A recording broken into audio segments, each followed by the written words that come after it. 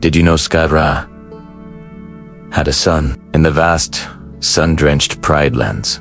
A story unfolded that was never meant to be told, a tale of a lost prince, a forgotten heir, and a legacy cursed by darkness. This is the story of Nuka, Scar's firstborn, and his secret claim to the throne. Most of us know the story of Simba and the epic battle for Pride Rock, but long before Simba's return, another lion carried the weight of Scar's ambition.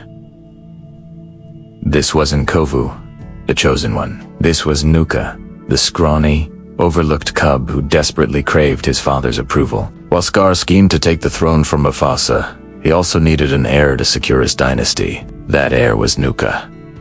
From the moment he was born, Nuka's life was a bitter disappointment to Scar. He was weak, clumsy, and lacked the regal bearing his father demanded. Scar saw him not as a future king, but as a reflection of his own perceived inadequacies. He was a constant reminder that Scar's lineage might not be strong enough to hold power. Imagine growing up in the shadow of Pride Rock, knowing you're a prince, but being treated like a court jester by your own father. Nuka's every attempt to impress Scar ended in failure and ridicule. He was the forgotten prince, living on the scraps of attention his father rarely threw his way. This constant rejection fueled a deep-seated jealousy in Nuka. He watched as his mother, Zira, later doted on Kovu, the cub Scar handpicked to be his successor. Kovu was strong, charismatic, and everything Nuka wasn't. For Nuka, this was the ultimate betrayal. His own father had replaced him. His one purpose in life, to be Scar's heir, was stolen from him. All that was left was a burning resentment and a desperate need to prove his worth, no matter the cost. After Scar's defeat, Zira and her followers were exiled to the Outlands, a desolate, termite-infested wasteland. Life there was brutal. Survival was a daily struggle. For Nuka, it was a chance to finally step up. He became Zira's most zealous follower, his loyalty born from a twisted desire to win the approval he never got from his father. He believed that by carrying out Zira's plan to avenge Scar, he could finally claim his birthright. His mantra became, "I'm doing it for you, mother." But deep down, he was still crying out, "I'm doing it for you, father." He was obsessed with the idea of taking down Simba, believing that one heroic act would erase a lifetime of being sick. Nuka saw Kovu's mission to infiltrate Simba's pride not as a family strategy, but as another stage where his younger brother would steal the spotlight.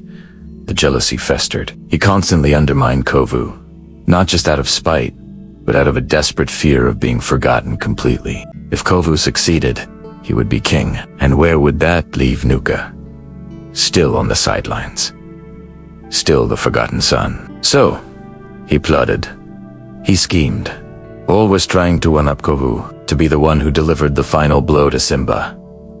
The climax of Nuka's tragic story came during the Outlanders' ambush on Simba. Zira's plan was in motion, and Simba was trapped in a gorge, logs and rocks raining down on him. Seeing his chance to be the hero, Nuka scrambled up the precarious log dam, ignoring the danger.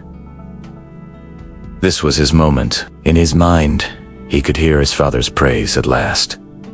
"This is my moment of glory," he yelled, a triumphant cry that was tragically cut short. With a final desperate lunge, he tried to grab Simba's ankle. But the shifting logs gave way. Nuka lost his footing and was crushed beneath the heavy timber. In his final moments, as Zira rushed to his side, he looked up at his mother and whispered, "I'm sorry, Mother. I tried." It was a heartbreaking admission. All his life, all he ever did was try. Try to be strong enough. Try to be brave enough. Try to be worthy of love. And in the end, it cost him his life. Zira's grief was raw and terrifying. For the first time, she truly saw her son, not as a disappointment, but as a casualty of her own vengeful quest. Nuka's death was the ultimate price for the hatred that Scar had planted in her heart. He was a victim of a cursed legacy, a pawn in a game started long before he was born.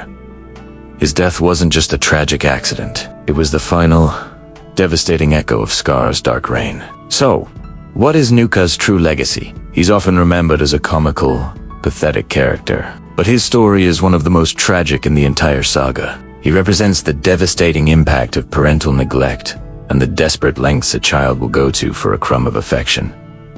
He wasn't born a villain. He was made one by a father who couldn't love him and a mother who used him. His life was a constant, losing battle to prove he was more than just Scar's forgotten son. In a way, Nuka did get his roar. Not a roar of kingship, but a cursed cry that echoed through the canyons.